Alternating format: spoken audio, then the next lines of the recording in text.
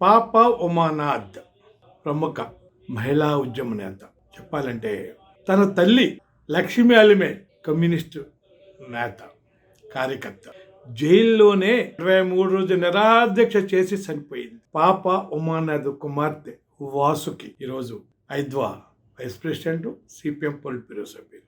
అంటే తల్లి, తాను, కూతురు, ముగ్గురు, 3 తరాలు పేద ప్రజల కోసం, కార్మికుల కోసం, మహిళల కోసం ఇద్దరు పనిచేశారు. ఇప్పుడు వాసుకి పనిచేస్తున్నారు.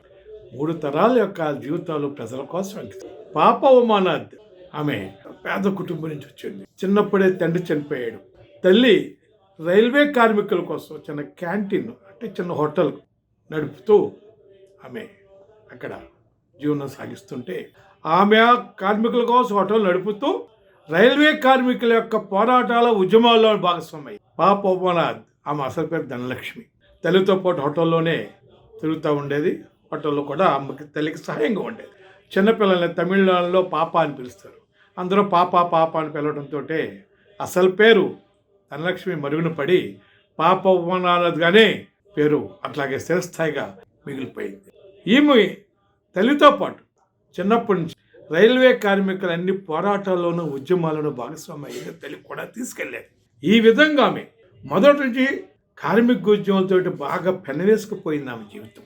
ఆమె బాలార్ సంఘం, అంటే బాలల సంఘంలో చేరి అభ్యుదయ భావాలతోటి ఆ క్రమంలోనే 1945లో కమ్యూనిస్ట్ పార్టీలో చేరింది. ఈమె కమ్యూనిస్ట్ పార్టీలో చేరిన తర్వాత తల్లి లక్ష్మీ అల్లిమేలు కూడా పార్టీకి దగ్గరయ్యి పార్టీతో మమేకమై ఈ తల్లి కూతురు ఇద్దరు లక్ష్మీ అల్లిమేల్, పాప ఉమానాథ్, అప్పుడు పాపే, ఇంకా ఉమానాథ్ అన్ని వివాహం కాలేదు కాబట్టి పాప, ఇద్దరు కూడా నిరంతరం ఉద్యమాల్లో పనిచేయటం, కార్మిక ఉద్యమాలు పనిచేయటం, పేద ప్రజల వాడల్లో పనిచేయటం, ఎర్రజెండా నీడల ప్రజల కోసం పనిచేస్తూ ఖమ్మంలో 1948లో కమ్యూనిస్ట్ పార్టీపై నిషేధం విధించినప్పుడు తల్లి కూతుళ్ళిద్దరిని కూడా అరెస్ట్ చేసి ఒకే జైల్లో పెట్టారు. వేరు సెల్స్లు, ఒకే జైలు. తల్లి కూతుళ్ళని ప్రజల కోసం పనిచేస్తున్నందుకు, కార్మిక వర్గం కోసం పనిచేస్తున్నందుకు, మహిళల అభ్యున్నతి కోసం పనిచేస్తున్నందుకు తల్లి కూతురు జైలు పాలయ్యారు స్వతంత్ర భారతదేశంలో 1940. ఇంకా చాలా ముఖ్యమైన ఘటన ఒకటి చెప్పుకోవాలి. ఎంత త్యాగాన్ని మాటల్లో వర్ణించలేము మనం. తలుచుకుంటేనే హృదయం, చెప్పాలంటే మాట్లాడడానికి చాలా గుండెలు పరిగెత్తాయి. జైల్లో ఉన్నారు తల్లి కూతురు ఇద్దరు. తల్లి లక్ష్మీ అలిమేల్ జైలు సమస్యలపై, జైల్లో జరుగుతున్న నిర్బంధం, అమానుషం, జైలు సమస్యలపై నిరాహారదీక్ష చేపట్టారు.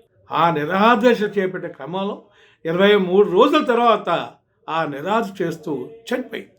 జైల్లోనే పోరాట క్రమంలో నిరాహార చేస్తూ ఒక పోరాట యోధులుగానే జైల్లో మరణించింది. కానీ ఇక్కడ ఒకటి చెప్పుకోండి, అదే జైల్లో ఆమె కూతురు పాప ఉమానాథ్ ఉంది. ఆ రోజు జైలు అధికారులు అమానుషంగా, రాక్షసంగా ఒక కండిషన్ పెట్టారు.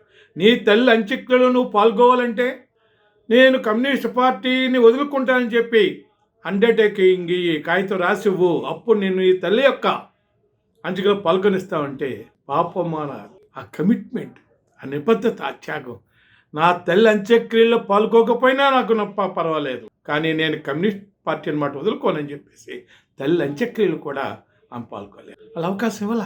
జైలు ఊచల మధ్య నుంచే తల్లి భౌతికాయాన్ని తీసుకెళ్తే అతి దూరం నుంచి జైలు ఊచల మధ్య నుంచే తల్లి యొక్క భౌతికాయాన్ని అస్పష్టంగా చూసింది. ఈ త్యాగాన్ని మన మాటలు వర్ణించగలమా?